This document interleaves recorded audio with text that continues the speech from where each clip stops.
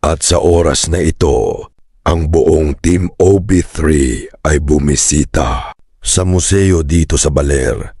Dito makikita ang mga bayani ng Pilipinas at ang ilan sa kanilang mga kagamitan noong unang panahon.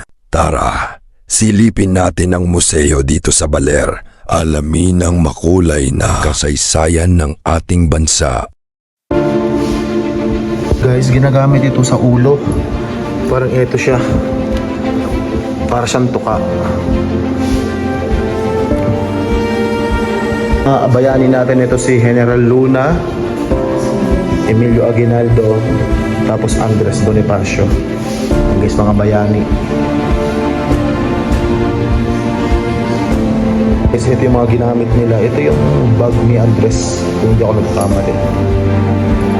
Ayun, tapos ito yung lagyanan ng magazine ni General Luna. Ito yung mga ginagamit noong unang panahon na yan. Ito yung mga bar na ginagamit nila noon. Ayun. Mas ganda. Guys, tapos ito si Aurora. Ito, si Aurora.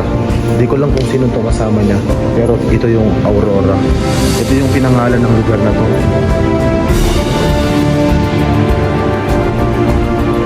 Doon tayo, si Manuel L. Quezon.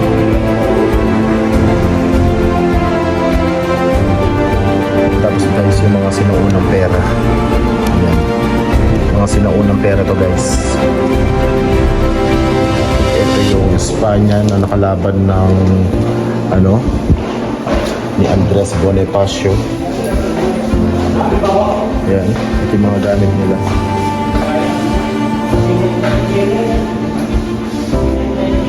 Tapos guys, ito yung mga uri ng iba-ibang uri ng mga tsapa. Ayan. Ganda.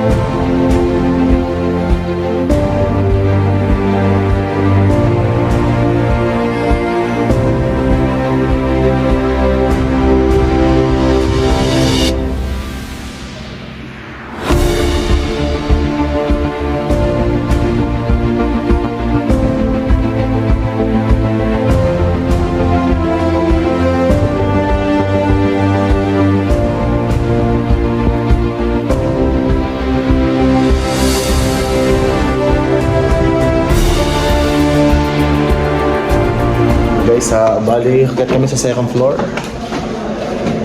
Yan. Mga painting dito, painting.